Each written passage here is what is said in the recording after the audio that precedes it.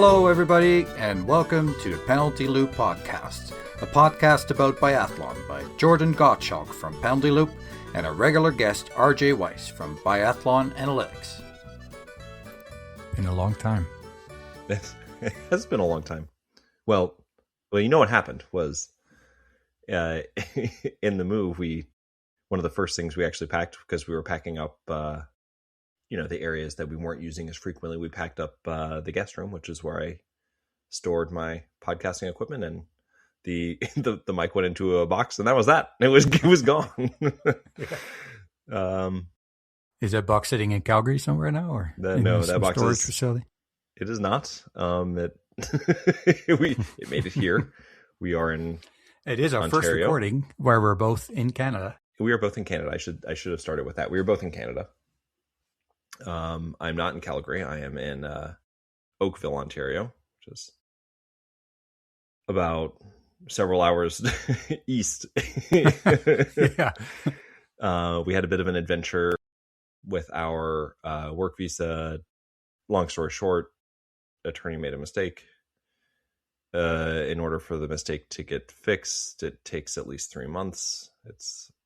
Anyway, I don't really need to go into all the details, but anyway, so we were fortunate. We landed on our feet. It's really nice to have good friends who can help you out. And so here we are. It was a scramble, a lot of panic, a lot of those moments where you're like, I don't know how this is going to work. But all you can do is it's funny. When you go through those moments, and I'm sure everybody has had some degree of that in their life, where like, I don't know what the hell's going to happen. Well, what's funny is you still have to eat breakfast, like you still eat lunch, you still eat dinner, you still have to, right, if you got kids, you still have to take care of your kids, and you go to bed at the end of the day, and it's like normal life has to keep going on. And then suddenly it's been 2 weeks and you've slowly gotten some answers, and you're like, okay, now I got a plan of action. So long story short, here we are. We're working. Well, I guess we're not working yet, but Katie will start work, and then hopefully I'll start work after that, and kids will be in school, and everybody's been wonderful. Everybody we have met and talked to has been great. We have this house that we're renting. I showed RJ. You guys obviously can't see it, but this room is full of boxes. It's one of our sort of dump the boxes rooms. And I don't know. We'll see if these ever get unpacked. Well, hopefully not there, I say selfishly. Yeah. So here we are. I was saying to Laura, so I'm like, I'm really, really happy that they got landed somewhere safely. But I really selfishly hope that they're not going to like Oakville too much. Yep. It is. It was an adventure, man. Yeah. It was so, and then because you didn't have your house in Florida anymore, right? No, it was sold. It was like there was a date when we had to be out because the new people were moving in, and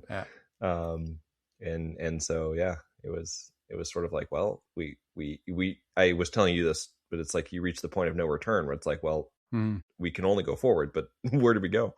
And the funny, so you get to the border, and I don't know if anybody else has had this experience, but when we got there, we had paperwork from the attorney, and we get there and we're like, you get to the you talk to the customs person, like, so, what are you doing here? And I was like, I would like a work visa, please. But did you make an appointment and stuff, or no, just show up and just came up to the border, just like we were crossing over, just like, and they showed us back to this other building, and went in there, and it took like an hour and a half. The kids were obviously a little bit stir crazy by the end of it, but we made it, and they made a couple of errors on the initial documents that came across. My son was listed as being an Afghanistan citizen, which he is not. Where did that come from? It apparently is just the first one in the order, so they hit A, and instead of American, they got Afghanistan. So he was an Afghanistan citizen, and one of the permits had a duration of 1 day as a it was supposed to be a year, but it was 1 day. And so anyway, we got it sorted out. And here we are. We're just trying to figure it out. Well, and got a roof over your head. Yes, you're in Canada. Yep. We have... Just take it as it comes, right? Yeah, we have toilets that work. which they didn't on the first day, but we got that figured out too. It's fine. Thankfully, my father-in-law was here, and we joke. We actually jokingly a few years ago got him a shirt that says West Michigan Home Repair, because he's an engineer and he's from West Michigan. So he was halfway through the first day, we're moving stuff in, and he has the toilet like completely unseated, like he's trying to fix it, and it was like, okay, this is just the way it's going to be. We'll figure it out. Yeah. But yeah, no, it's. In the end, at that time, it's horrible, but in the end, at least you're in a position where you can deal with it, right? Yeah, well, and truthfully, like this actually will be one day we'll laugh at it, right? Just like, well, that was crazy. I can't. Maybe not quite yet, but yeah, not quite yet, but. And the kids don't. They're too young. They don't really understand that anything weird is going on. Well, they just think that this is when you're talking about when they're in their 20s, and you're like, so when are you moving out? They think this is a normal move for them. Exactly. Yeah. Oh, man, but yeah, we're here. We're all healthy. Things are gonna work out. But anyway, so we haven't recorded in a couple months because all this is going on. Yeah, definitely not for lack of wanting, but lack of wanting and lack of news. Sometimes other things do take priority. So my very important question: have you looked up if Oakville, Ontario, has a biathlon club? Not yet, but we were at a park today that advertised cross country skiing trails. So at least, yeah, there you go. But yeah, I'll let my coach know that the urgency is not as high as I told her that you need a rifle soon. Oakville, Ontario Biathlon. This isn't Shiloh. She's from Ontario, right? Somewhere north of Ottawa, I think. Shiloh Rousseau? Duntroon, Ontario. Highlands Nordic is about an hour to 2 hour drive north. And they have biathlon programs? Mm-hmm. Yep. Perfect. Just a little bit further than Canmore from here. The Highlands Trailblazers. Well, I'll look that up later. That'll be fun. How many times have your kids seen actual snow? Like not a little bit of white stuff, but like a foot of snow, or have they? Alex 0 times. Ben once, because we went in Denver. In Denver, yes. when you were snowed out on your way to the World Cup in Canmore. Yes. Yep. Alex has not. A little Florida girl. But that's going to be cool. She's going to learn. Yeah. She really likes boots, and so hopefully she'll not want too many pairs of boots. That's my big fear. Warm boots. Those are the important ones. Mm-hmm. Yep. How is Oakville on the coast? Or yeah, coast of the lakes? Yeah, it's right. It's on the lake. We are from our house, but I don't know, 10 minutes down Third Line Road, and you're at the water. Yeah. And is it is there a beach or? There is. Yeah. It's a rocky beach, but you could wade in if you wanted to. Yeah. It's cold. We went down there a couple days ago and just had our feet in. Okay. Lake Ontario. Yep. It's a little chilly. It's pretty. It's gorgeous. Houses are a little more expensive here than we were anticipating. Well, you're probably considered, because I know Mississauga, that's just north of you. Yeah. I think there's a lot of people that work in Toronto that go to Mississauga. So I'm guessing Oakville's not that different. I would imagine, yeah. It's like a 45-minute drive in. I would imagine it's probably what it is. Huh. Well, you're really close to Niagara Falls. Have you been there? We were there 3 days ago. Okay. Yep. We First went down time? there. I had actually been before. Okay. We went So we went to school in Pennsylvania. That's where we went to med school. And so we went up to Niagara. I think it was actually, this is funny, we went to Niagara Falls in like February because that's when we had a weekend, and that's that's what we did. It's a little cold. Does the boat still go? Did the boat still go? The day that we were there, I don't remember the boat going, but it was also just kind of a dreary day. I'm sure they do. Well, I think if there's ice on top of the waterfall, they probably okay. That's fair, right? Yeah.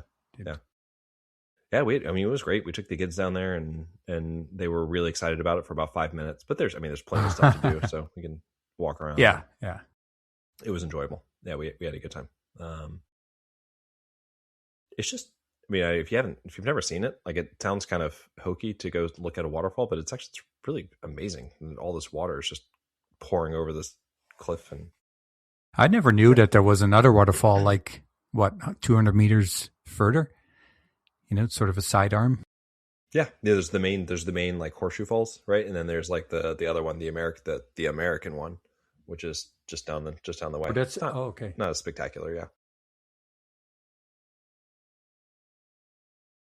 And then if you go further down, where the river takes like a 90-degree turn, there's the whirlpool.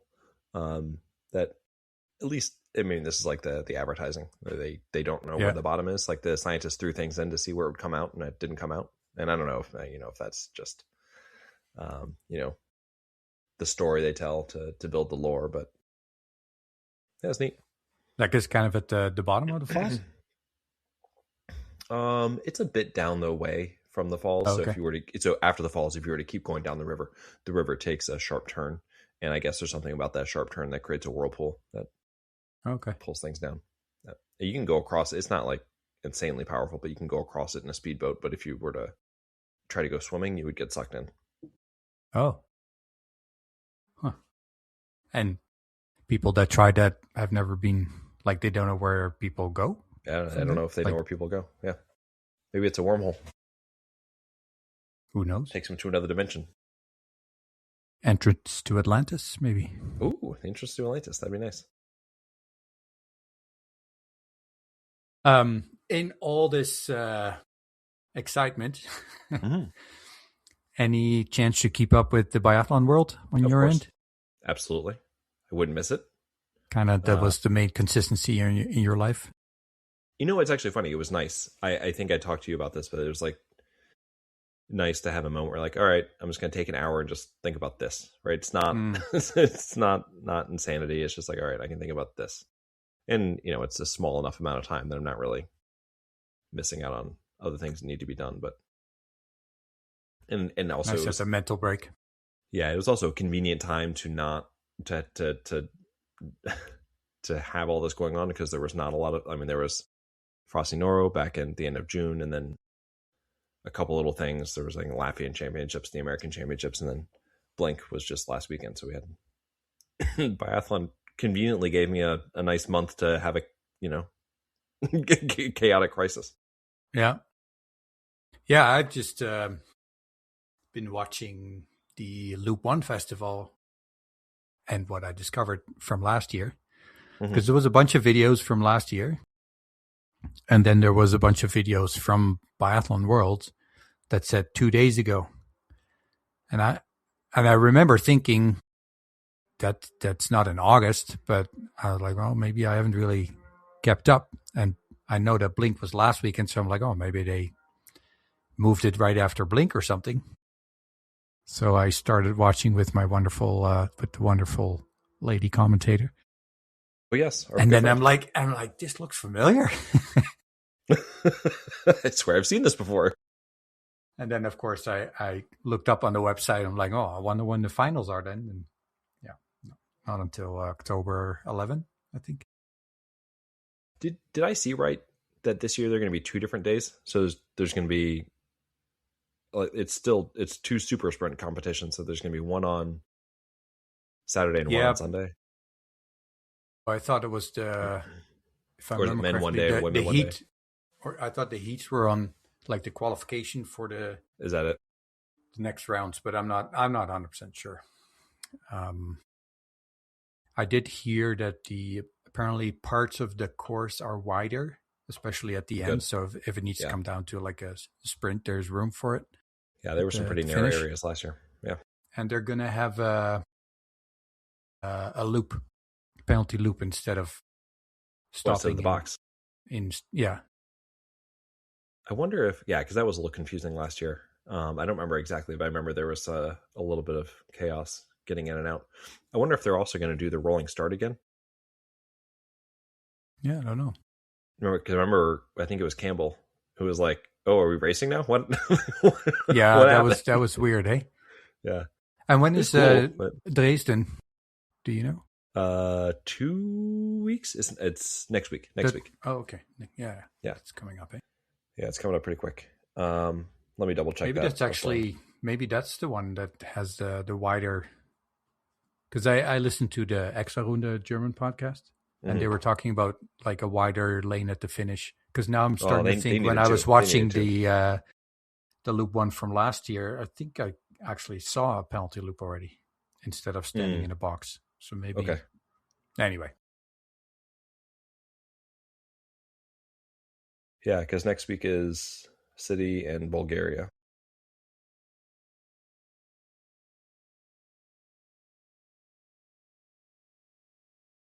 Can we mention, before we talk about any of the events, the real big news that came out?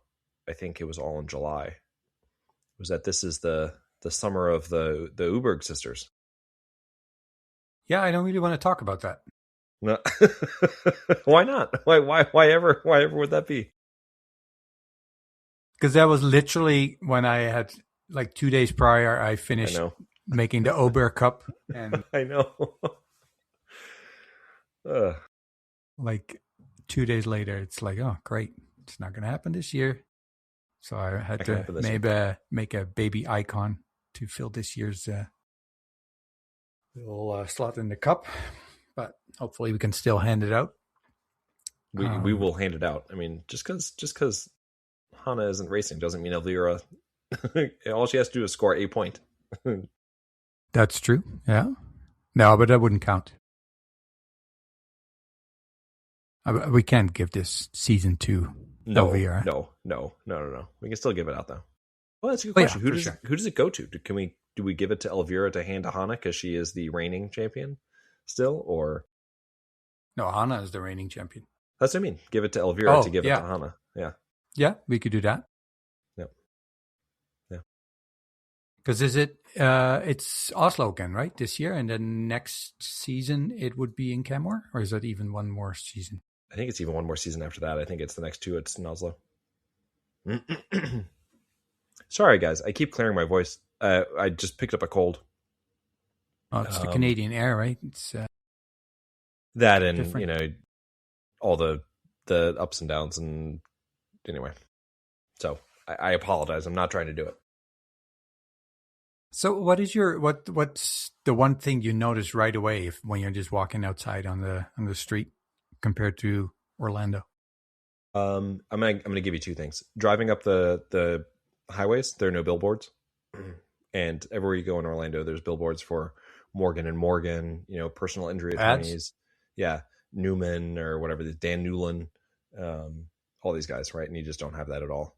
The other thing, everybody is like super friendly, and I know everyone's stunned that Canadians are friendly, but like the woman in the checkout line at the grocery store, Katie was just chit chatting with her, and she was like, "Oh, do you need help? Like, here's my phone number. Like, if you need something, call me." The mover who helped us move in lives here, and he was like, you have my phone number. If you need anything, you've got a friend here now. I tipped the guys that helped us move, and one of them came up and like gave me a kiss on the shoulder, like, and just being super, like, he was so excited about it. We've had like several neighbors, like, just everybody's super friendly, and again, I know everyone is stunned that Canadians are friendly, but it just, well, and let's be honest, there's a lot of friendly Americans too. Absolutely, but it was very cool. It was a very cool experience. Oh, that's good to hear. Yeah, it is funny though, where a lot of people, when they come back from visiting different countries, and people are like, "Oh, how was it? The people are just so nice, Yeah. you know. And I don't mean people coming to Canada, but also, you know, you would talk to people that were in Ireland or just so friendly. And Yeah. so I'd like to keep the positive thought that the majority of people are just nice and friendly. Majority of people are nice. Yeah. All right. So we mentioned Hannah's pregnant. She will be out the full season. Elvira is getting married to Oscar Brandt, and I can't remember. I don't think she actually announced the date, but they're engaged. So that's the other big.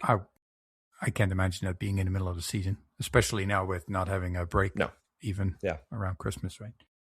Yeah. So big week or big summer for that family. And I was actually thinking about the parents. Like, obviously they knew about the pregnancy at probably before everybody else did. You know, who knows? But you don't think they found out on Instagram? Probably not. But just to have that, and then the engagement. I mean, those are two massive things to happen for your kids. I mean, that's just got to be so cool. Well, and at least now they can just root for Elvira without feeling guilty of having to pick one. Yeah. And I was actually wondering, because the Swedish championships are going this weekend, and I didn't watch it because you have to pay to watch it, and I just didn't do that this morning. Maybe I will tomorrow, but we'll see. I just didn't. It'd be interesting if Hannah was there. You know, just cheering because she's not competing. You know, just cheering on. I would think so. Yeah, just to be a fan. You know, just to not have any pressure on yourself. Well, and I mean, she at this stage she could probably still participate if she wanted to. Like, there's no real need for her to do it. Mm-hmm. I'm sure she could. She didn't. I can't imagine that she would, but yeah. Well, and that's the thing that they always tell pregnant women is, like, if it is a normal amount of activity for you, like, you can continue to do it. Keep doing. It's just like, yeah. But if you aren't a runner and you're pregnant, like, don't suddenly decide you're going to run a marathon. Right? That's. Would you say it's almost less healthy to stop all of a sudden, especially probably for someone who is an athlete like that? Yeah. Yeah, it just changes your metabolism in an extra way on top of the fact that you're pregnant. Yeah. You know.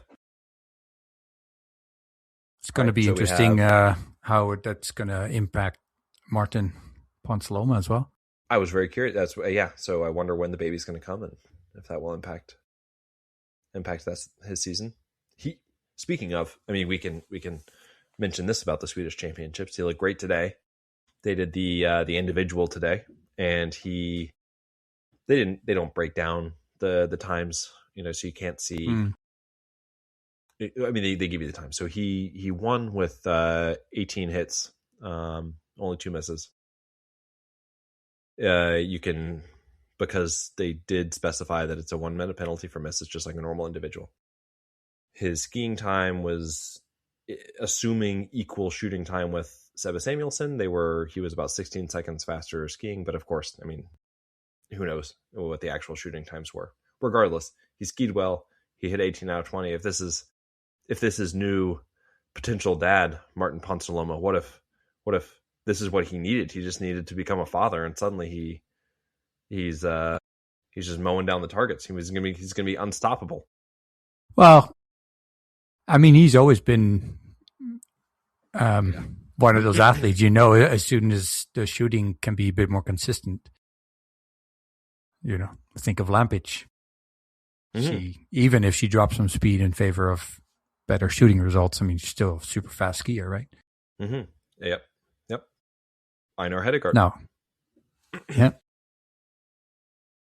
It's going to be interesting. That's a different conversation that we can have if you want. But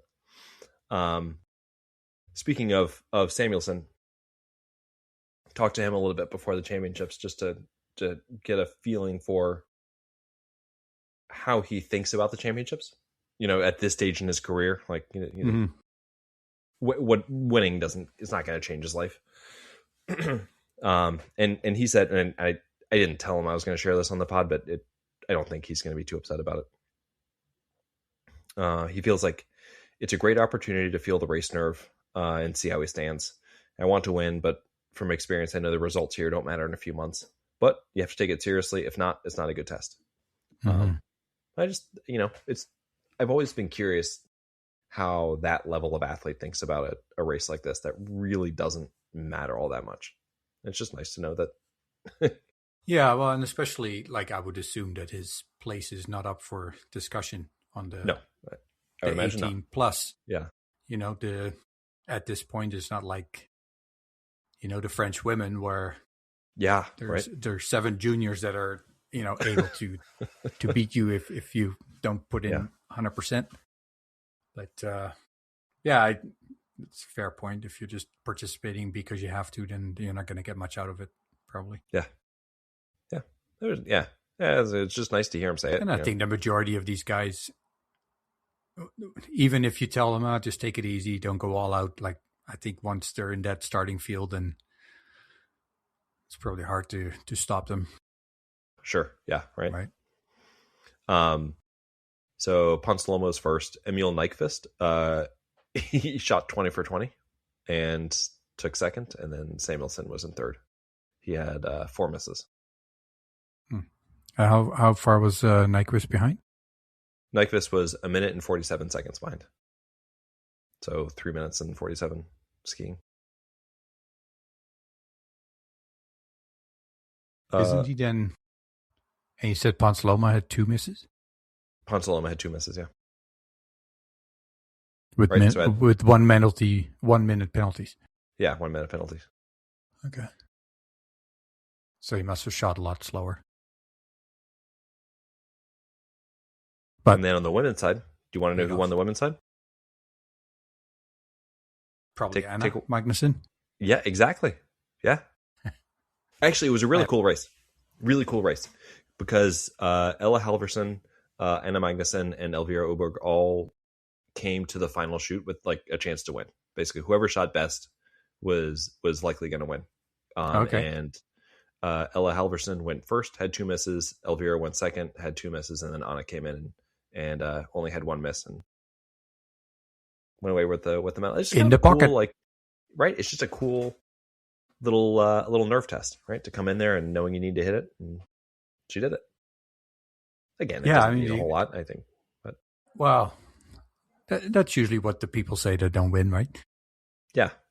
Oh, but it's still in the end. No, but I'm just kidding, of course. But no, I think to sort of practice under pressure, and it's not a Olympic medal, but at the same time you still want to beat. And they probably think this is. I'm just going to pretend that this is a gold medal race, and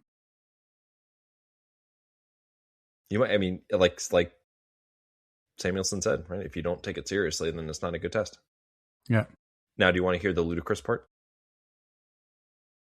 Elvira had 6 misses, and Anna had 3 misses, and Anna won by 46 seconds. So Elvira's skiing speed is getting there. Outrageous. Yeah. That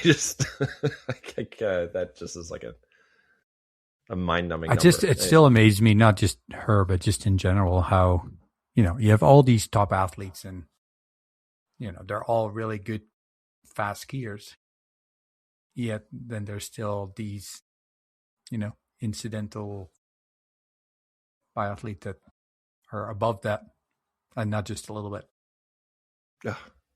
It's just silly. Is that you said? Is it Hedegart?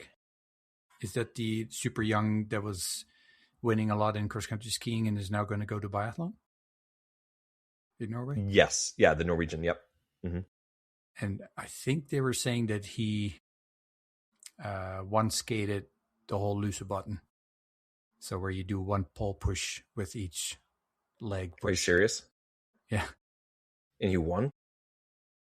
I don't actually remember if he won, but he did. I have it in front of me. Yeah, that's. Do you think? Well, because I think if I understood correctly, because there's this whole debate in the ski marathon, maybe not anymore, but when I was following a couple of years ago, that these guys are so strong now that they actually don't use classic skis, but to keep it simple, they use skate skis. with no grip, and they just double pole everything.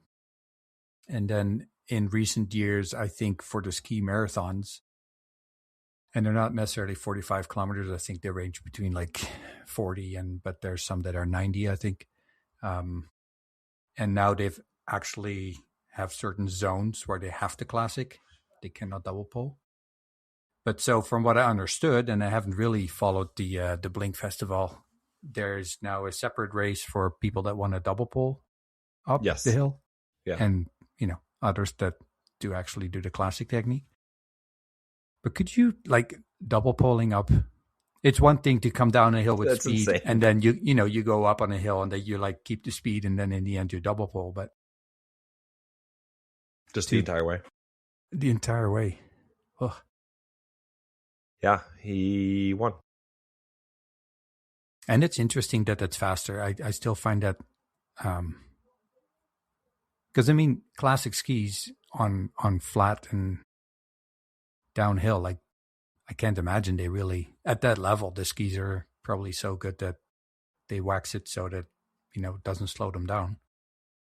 Can't imagine that they would be that much slower than skate skis. But of course, it's the uphill where you use your wax and stuff. But I just find it odd that you can be faster with really strong upper body compared to arms and legs together. Like, and I know with double poling, it's not like you're just using your arms; you're using your whole body and core, but still, there's just so much power in legs that you're not using. It just seems like a inefficient way, but obviously it's not, because people just started winning with double poling, and now I think everybody is doing it. And they just don't stop. Yeah. I don't understand. It's one of those things, like watching a plane. I get it. I understand the physics works that the plane will stay in the air. It's the same thing. Like, I look at it and it's like, I understand that it works, but my brain is saying this shouldn't be faster. Yeah. Who knows? Speaking of Lisbotten, by the way, Ole Sirke, who is another, he made some noise on the IBU Cup last year for the Norwegians. He finished in 4th on the climb. And then Martin Uldal was in 9th. So some nice nice Norwegians. Do you know if nice Klæbo he was not there. He was not. Okay. He didn't participate this weekend. Speaking and of, I actually don't remember if he has in the past. I remember seeing a headline that he was specifically not going to participate, so I take it from that maybe he has in the past. But obviously my focus has always been on biathlon, cross country skiing. Yeah, who cares? No, I'm obviously kidding. And on the women's side, Heidi Wang won it. 3rd year in a row, I think. Yeah. And then Anna Karin Heidenberg, the Swede, of course, was the top biathlete. And Elvira was 2 spots behind her, followed by Jean Richard. And then Baiba Bendika and Esther Wolfa, Sarah Anderson, and Julia Simon were in positions 14 through 17. And then Joanna Yakiela and Natalia Sidorovich were in 19th and 20th. But I talked to Baiba after the race just because I think this is an insane thing to do. And actually, specifically, I was wondering about Wolfa because, obviously, her young teammate, they're pretty close. Were they working together going up? Because Baiba usually is near the front, and she said they got kind of stuck behind some traffic and weren't able to move up the way she wanted to. But she said that she was very impressed with Heidenberg and said that Heidenberg has a lot of grit. Baiba said specifically that there's a lot of the mental aspect that she feels that Heidenberg has that Baiba shares. So sort of similar racing. But she also went out of her way to mention Elvira, saying that not that we need any reminders that Elvira is a good skier, but she said this was way better than she's ever seen Elvira going up hills. So that's not a scary thought at all. it's August and it's on roller skis, but exactly that was kind of the point. Was it's like, oh boy, like yeah, if she's added something else to her skiing, good Lord, just look out, everybody. Yeah. Well, and with Heidenberg being so strong, maybe just something in the team overall, right? Yeah. Were you able to watch any of the competitions? No. It's been because that's also the weekend that we were, I think, coming back or leaving. Got it. Yeah.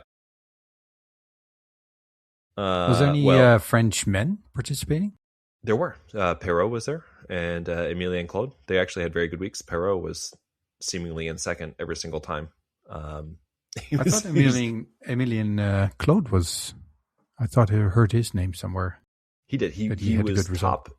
Yeah, he did. He was top in the super sprint qualifier, and then he finished in third in the super sprint finals. Oh, okay. And then he finished third or fourth in the mass start in the finals. Yeah, he had a great week. Perrault was in second, seemingly every time, to Christensen. Christensen won the super sprint, the final, and then he just swept the mass starts. He won his quarterfinal, his semifinal, and his final. You would appreciate this. In the mass start final, Perrault actually he finished his shooting before Christensen, and then Christensen just kind of came up beside him and then went past him. It's just like instantly. Not instantly, but it was just it was almost like as soon as he got next to him, you're like, oh, he's going to win. Like Perrault's not going to win this. It was, and I don't know what it was about it. It's something about Christensen on roller skis just looks inevitable. Is that that loop to town kind of? Yeah. He just looks like a freight train. Yeah, he was not going to let Perrault get his win again. Did he taunt him just before the finish? No, no, not that I could see. And did that Heidelberg or whatever his name is? Well, that's what I was going to mention. Actually, he had a learning experience as far as the rest of the week went. So he had a few more hits or misses than the rest. More misses, yeah. I think the best he can. Probably. I'm trying to look on the super sprint qualifier. He finished in. Well, I can't find him in the list right now, but it wasn't great. He was already assured of a spot. He was 35th place. He was assured of a spot in the final, though. And in the final, he finished in last with 10 misses. Out of 20? Yeah. Because in the qualification, they shoot 10 shots. 10, and then correct. Yeah. Mm-hmm. And then in the mass starts, he did not make it out of his quarterfinal. Like he had 4 misses. Could it all be a trick? 4 misses in the first competition, or excuse me, in the prone shooting, and that was kind of that. Yeah, it was sort of a learning experience. Are you thinking Lampage scenario? Well, so I as a person, I like him. I didn't love the way he handled the getting like the push for the A team. I get it. He's an amazing skier. He's a Olympic medalist in his own right in cross country skiing. But I just when he has made the effort in biathlon, like he hasn't been able to be even full time on the IBU Cup, so it's kind of a lot to demand. Is this influenced at all by other athletes that are not on the World Cup A team now? Yeah, probably. But I don't. It's just one of those things where like I would like to see him prove it, like earn it, right. Like Boaten had to earn it. I was trying to think of other guys, right? They had to earn their way up, and he's just trying to jump to the front a little bit. But well, I also don't know if he's trying to. Like that's what I was going to say. The coach's decision. Yeah, is that also it's a coach's decision, and there's a lot of other moving parts too, and I understand why the Norwegian Federation did it, because he's already a cross country Olympic medalist. Like he could easily go back there, and it's kind of it's the type of talent you would like to keep in the fold rather than push out at all. If you are able to correct his shooting, then my God, like you've got to superstar on your hands. You would just think that,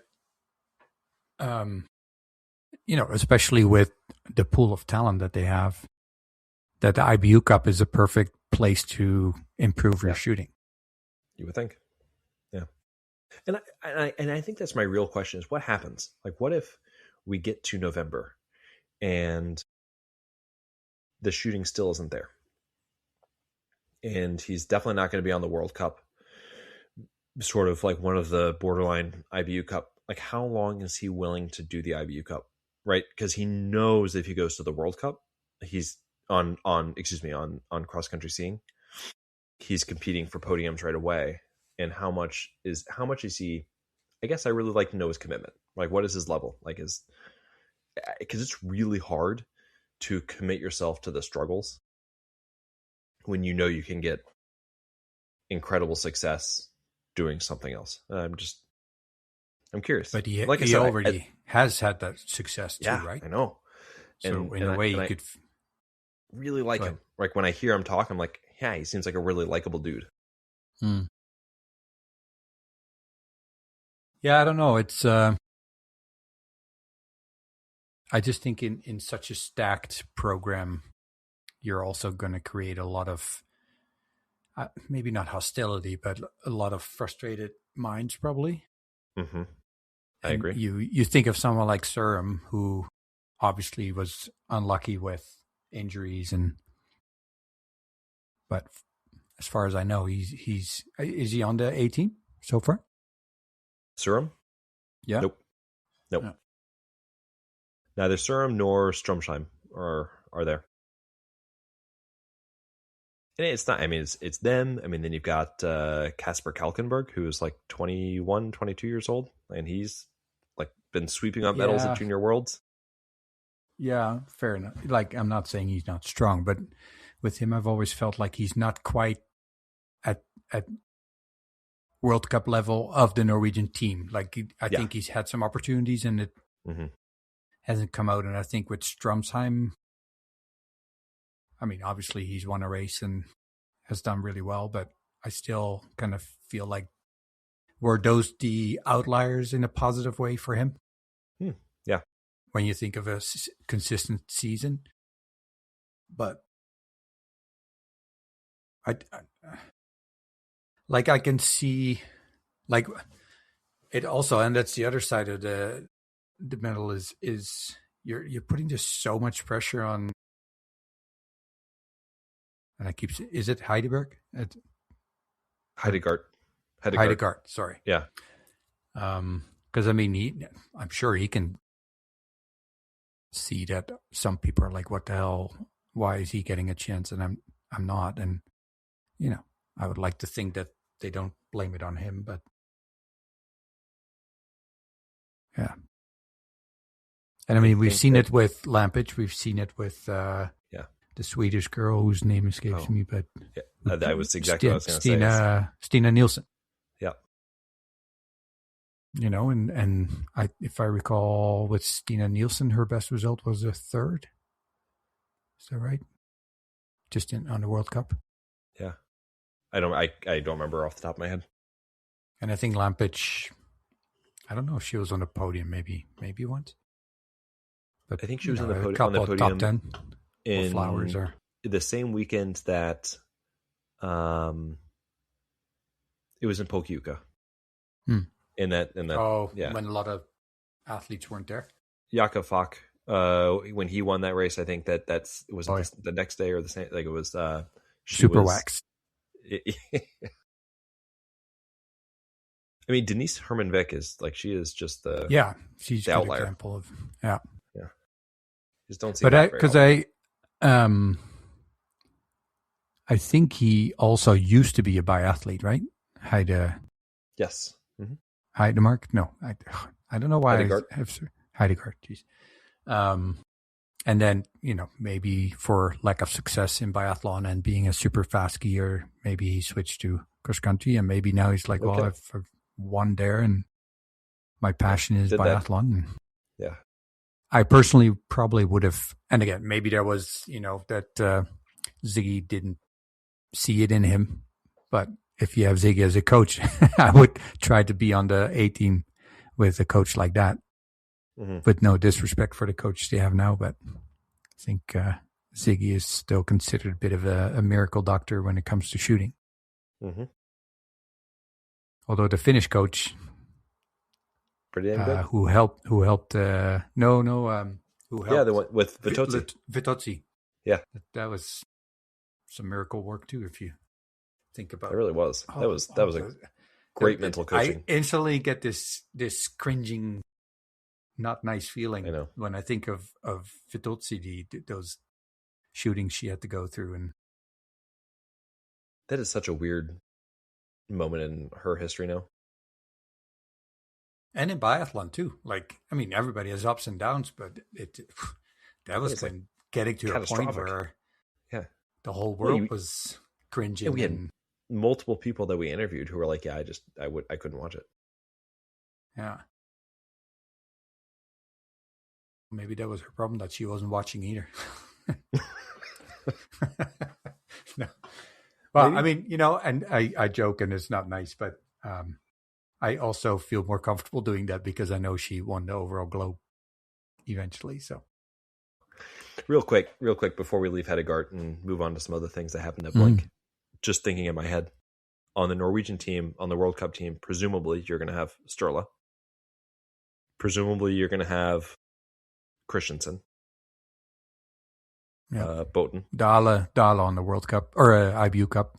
No. Don't joke. No, but seriously, so Christensen, Lagred, who did I say? Boten, Dala, Uldal. I mean, that's 5. I don't know that necessarily Uldal's. I mean, he should be able. How did Dala do at Blink? He was fine. It was not his greatest week. He made it to the Mass Start finals and finished 9th, but no, I feel with like Lagred is kind of etched in the team. His name is etched in the team at this point. Yeah. But with Christensen and Dala, there's been examples before where yes. They're not 100% locked, right? 100%. And they haven't been too excited about that. Well, yeah. For good reason. You think, especially with the Bow brothers leaving, that their position would be. Well, what else? Yeah, you think. And there's probably a lot of, like, you shouldn't as a head coach have preference for certain athletes, but that's also human nature, that some people you have a click with, and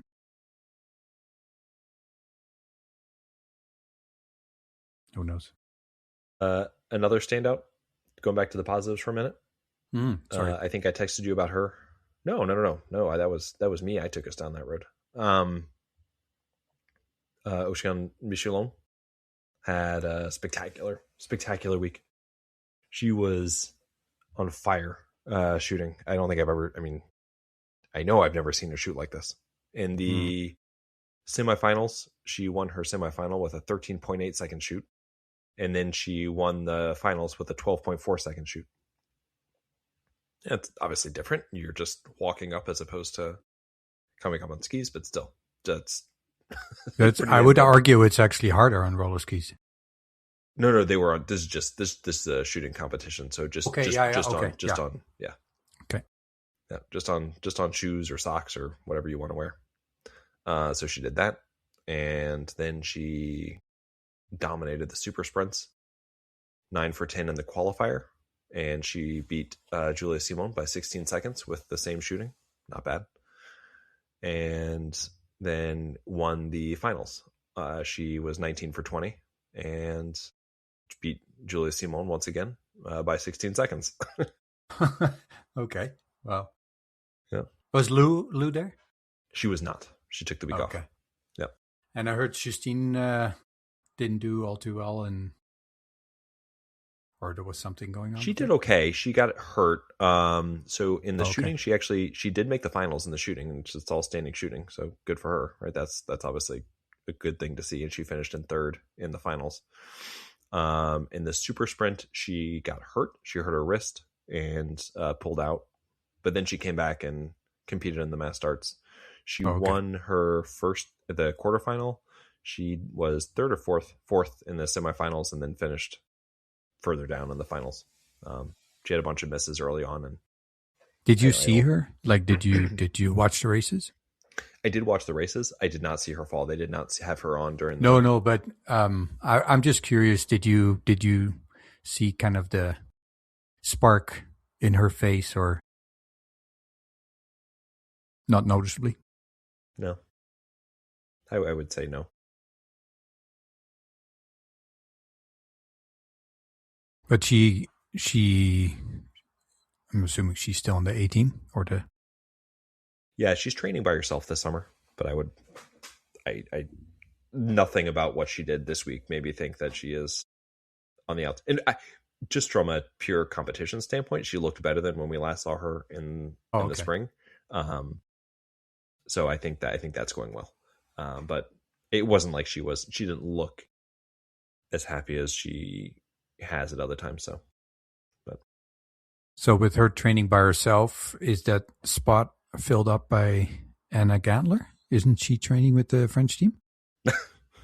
Wait, she's spending a lot of time with them, isn't she? No, I think is she actually training with the French team? Well, I think the Austrian team is in a bit of flux. Not great situation, right? Because there's some questions about the coaching, and then I don't know.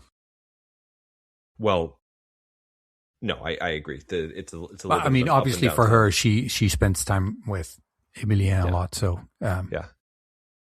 Can we give the Austrians something to be positive about, though? Absolutely. Dominic Unterweger, he had a really good week. He won. Let's see. The semifinals. His semifinal in the mass start.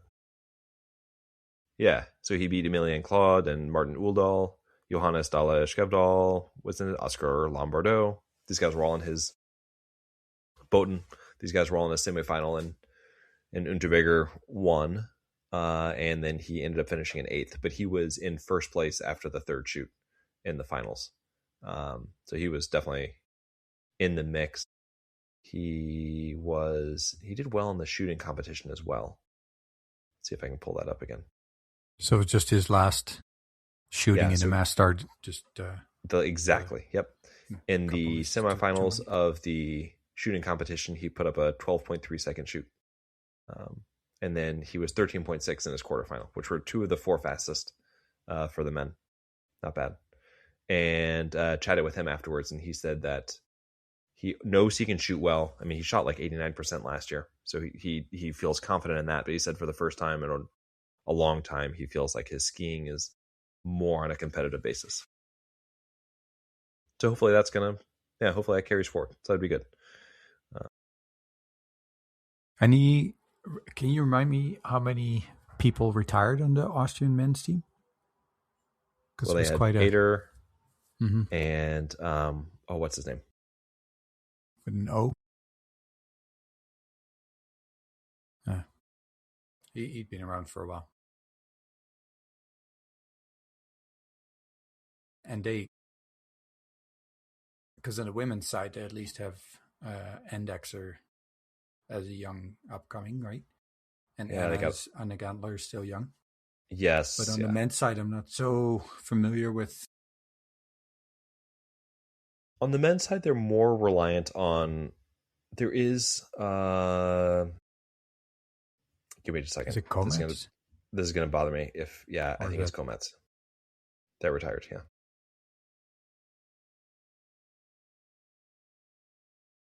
Yes.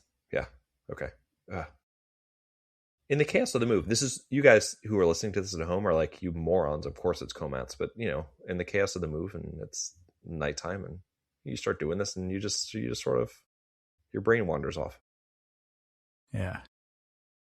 I think that for the men especially, I think that I would look at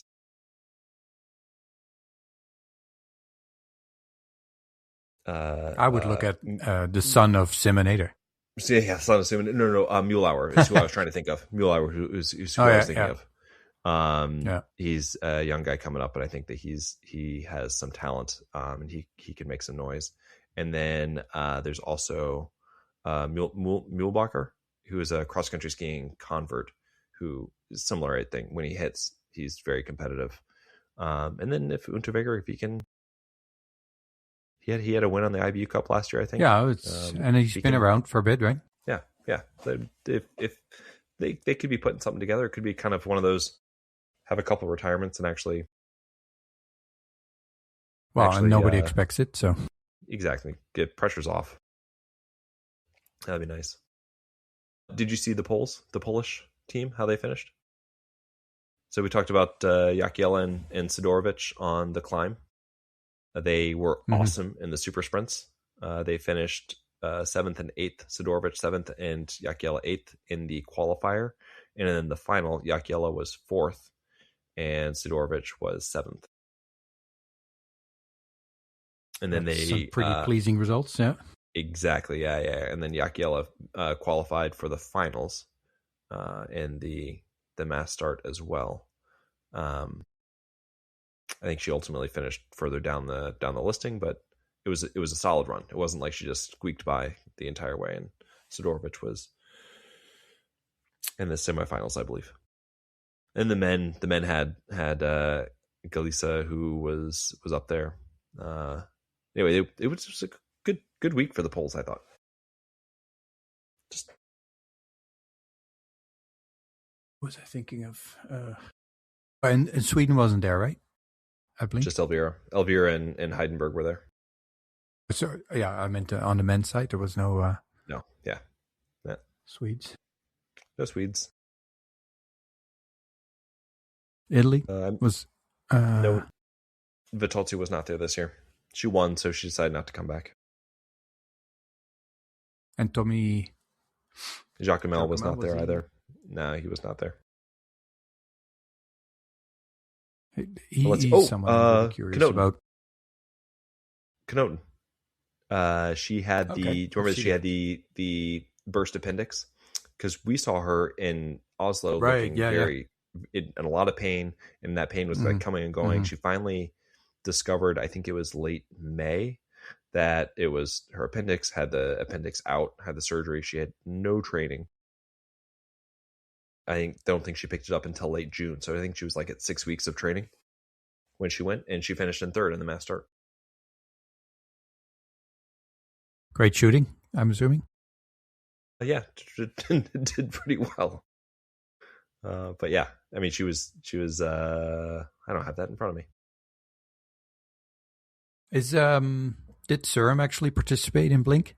Did not, because I thought he hurt himself. He did working on his place, because I think he's starting a bed and breakfast or in a hotel or something with his partner. Good for him. Makes me think of wasn't there a German athlete who was also starting a bed and breakfast? Something like that. Philip Horn, I think. Did you really? Yeah, I think. Yeah, I apologize if I'm mixing up names, but I thought Philip Horn is building some sort of hotel in business or. No, we talked to somebody about that in Oslo, didn't we? One of the athletes. That they were going to do that? Or? Yeah. Anyway, now it bothers me now. You know who else it reminds me is No. Egil. I think you're, yeah, Egil. But also, we were talking about the Swiss coach on the Swedish team. That's it. Yep. Yeah. Who was going to be a park ranger or something? Yeah. Similar. Yeah, that was it. It's really Egil. I can't think of his name. Now with the Jean-Marc Chablot. Yeah. Chablot. Yeah. And Egil now with the Italian team, which I guess we'll see. We'll see how that's going. Is Augenthaler? He's going to Slovenia. Switzerland? No, Slovenia. Yeah. Yep. And so, what's the situation in the US then? Because I know the last time we talked, we talked about the assistant coach taking over and Brian Halligan going to the IBU Cup coaching spot, I think. Or is he assistant on a national team? Yeah, I can't remember if it was there or the juniors. Because I thought he was assisting on the IBU Cup last year. I wonder if he's coaching the IBU Cup now.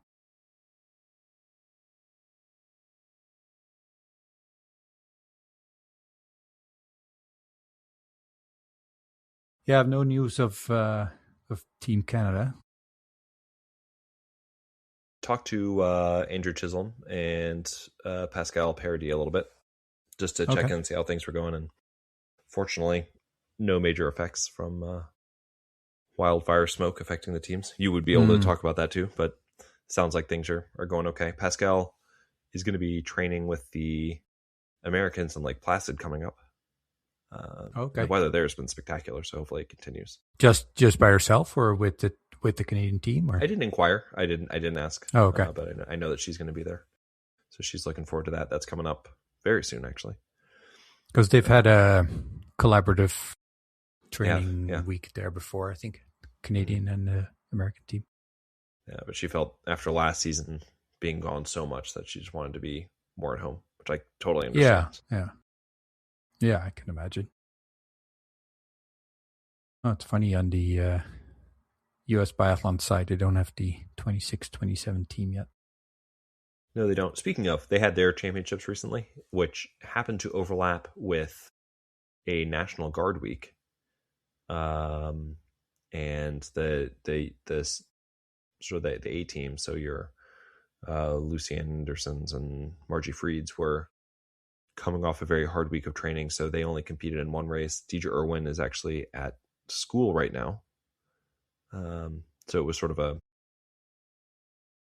Campbell Wright and Maxime Germain weren't there. It was a less robust field than you might normally see at the U.S. Championships, which is a little disappointing.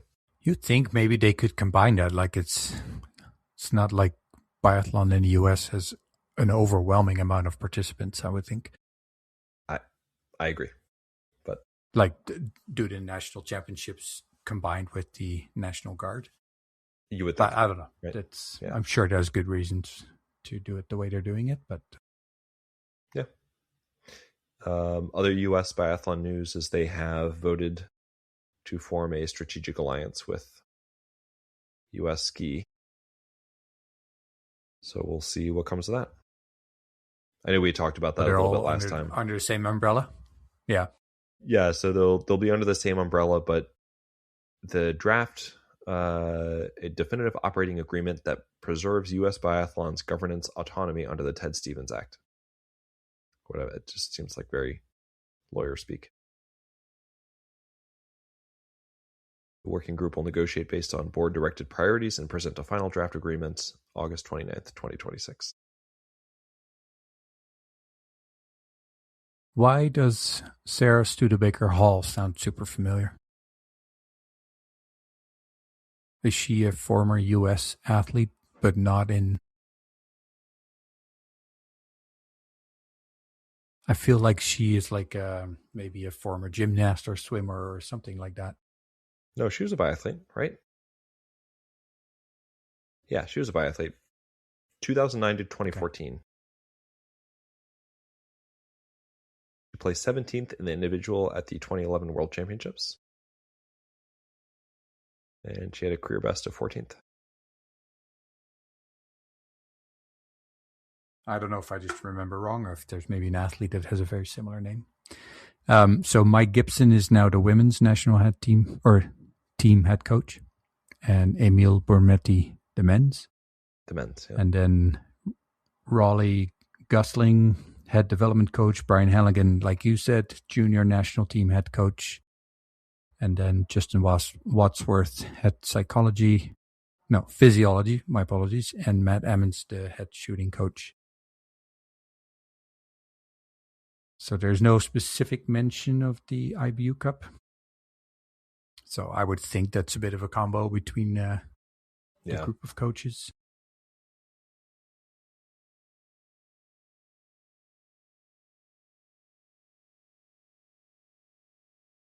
Did Andrew Chisholm say anything about any more details, or just more of a general chat, or? Oh, just a general chat. Yeah, just a general chat.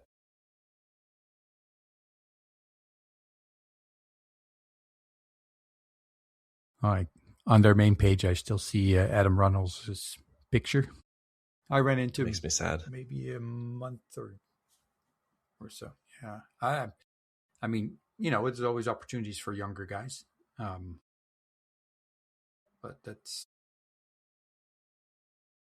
it's weird not to have all those guys, right? We saw the Gow brothers go, and Logan and Adam now, and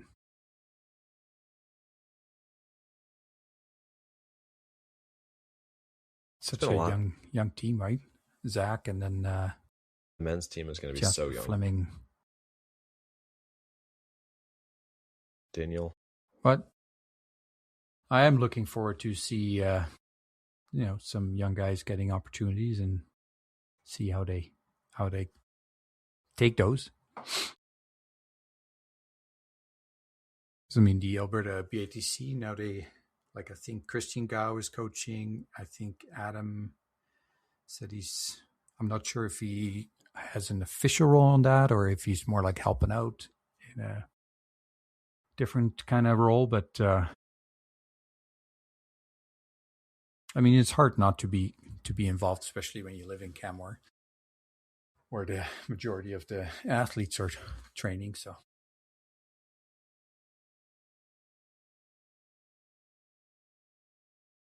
Any other teams who had national championships? I see you start to get tired. Sorry, no, I had I have this app on my phone called Tossable Digits because I got a new phone number, a Canadian phone number, and so I get the app stores my phone without me having to pay for a US phone plan. Anyway, I got a bunch of texts came through, and none of them are actually valid. But it buzzes at me, and it was bothering me. So. Yeah. It's one of those things you don't really want to miss if it's important. Yeah. Exactly, because I was like, all right, if it's coming through on that phone, is it actually important? No, in this case, it was not. Latvia had their championships. I think I mentioned the Frosinoro Festival in Italy was probably right around the time we recorded last. I'll be honest, I don't remember who won. Maybe the weekend after or something. Yeah. But I don't. It was. It's enjoyable. If you guys have never seen it before, it's streamed live on YouTube. It's always a good time. It's just a little taste of biathlon at the end of June. Swedish championships are going on right now, as well as the Belgian championships. Lotte Lee took the prologue for the women, and then the mass start will be tomorrow. Next week is. I think they had quite an expanded field, international. Yeah, they had a couple of UK athletes, some younger German athletes, younger French athletes. Yeah, it was nice. I think they changed the name to the Open Championships because it's just to reflect. Yeah, the participation. Yeah, and then City is next week. Dresden is next week. Bulgaria is next week. But I think Laura Kristova will be in Dresden as opposed to being at the Bulgarian Championships. And then it gets busy because you get German, Estonian, Canadian Summer Cup, Finland, Belgium, not Belgium, Slovenia, Romania, Norway, and French and Slovakian championships all within a 2-week period.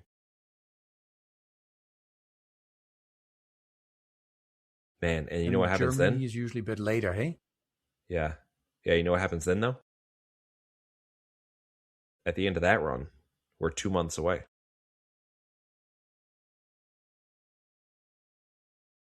It's a bit weird.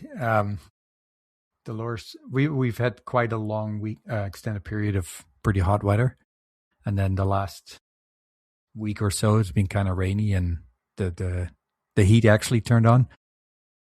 And she's like, "Oh, I hope this is not the end of summer." But it made me think of, one small step closer to having snow again. One small step closer. This morning I got up early. Although, sorry, I was just going to say this morning I got up early and went out to the car, and the air was a little bit cool. And I was like, oh, we really are in Canada. This is different. Yeah. Well, I think you get a lot of cold from the lake as well, right? Yeah. Okay, keeps us temperate. Yeah, because I think that area can get tons of snow. I hope not. You will. Thanks.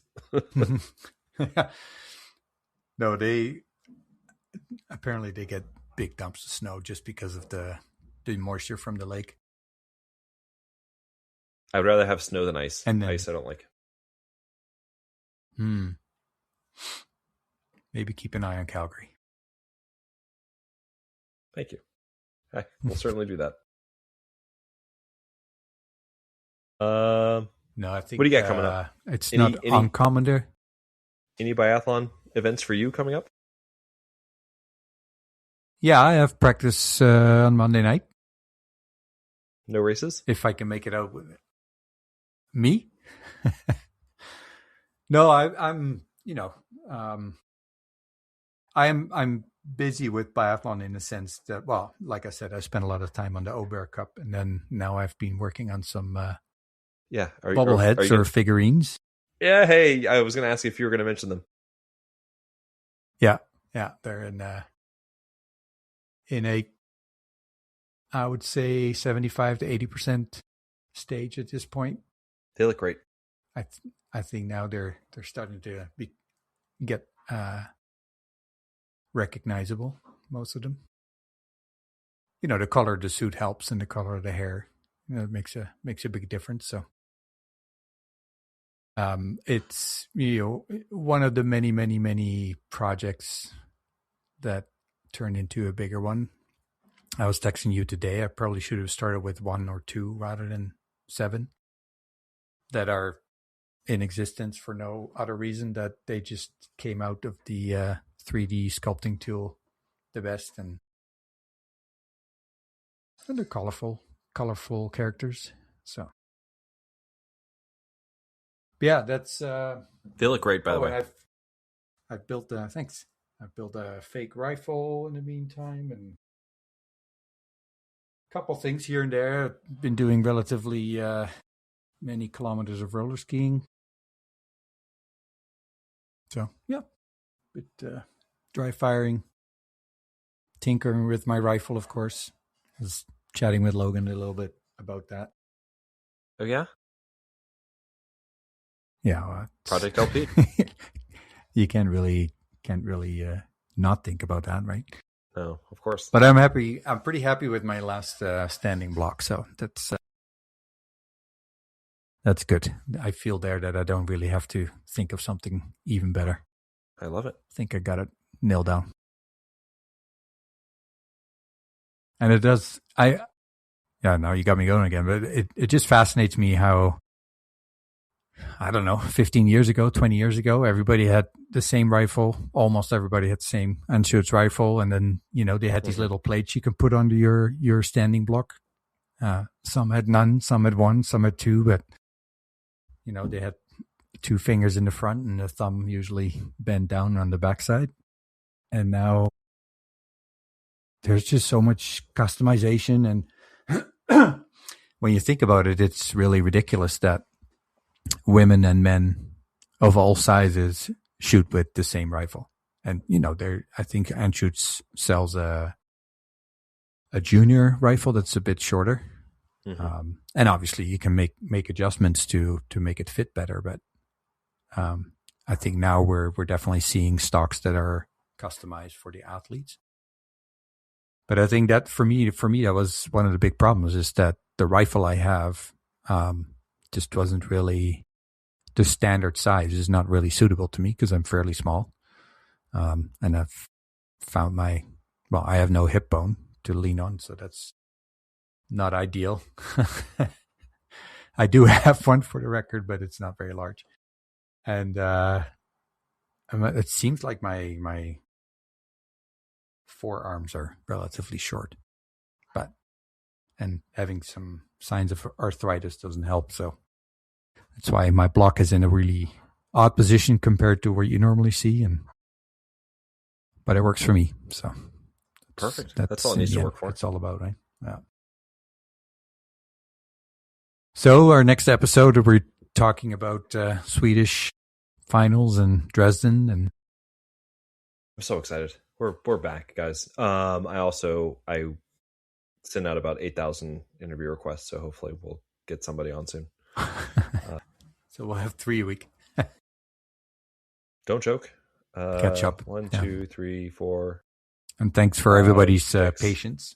7, 8, 9, 10, 11. Does that include Adam? Nope. 16, 17, 18,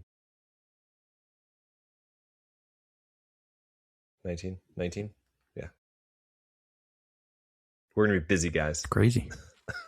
I got nothing else to do right Matthias? I didn't include, that's 20. Yeah. I didn't include Tobias? Margie Freed either. Tobias, I didn't include Tobias. Sorry, Tobias. Oh my God. Hopefully you've turned off by now. You've got something better to do. Yeah. Is the football season going? Nah, preseason just started. It's the first week of preseason games. You might be distracted then. Yeah, might be distracted. Yeah. All right, let's get out of here. All right, man. Well, it's really good to chat again. Yeah. And I really hope that people did hear the last one and weren't too worried about us coming back. What you guys missed is we got on and we started talking about moving, and we started talking about safe doors and fences, and we started laughing so hard. I really missed talking to you. And it probably sounds so dumb to everybody else, but everybody's got that friend where you guys just start talking about something. Well, I'm happy to provide the details. In short, something that just cracks me up is when people have a front lawn and then they have a gate to get onto, the property, but there's no fences or water or anything next to the gate. So I don't really know what purpose it is. If they're saving up for the fence, or it might be one of those invisible coming soon. You get an electric shock if you can go around it. That's just a visual reminder. And then we were joking, just this image of two people in bed, and like, did you close the gate? I think so. Can you go check? Oh, I don't want to go out. Walk around the damn thing. Please mind the grass. Yeah. So anyway, that's a good place to end it. Okay. Thanks, everyone. We'll be back soon.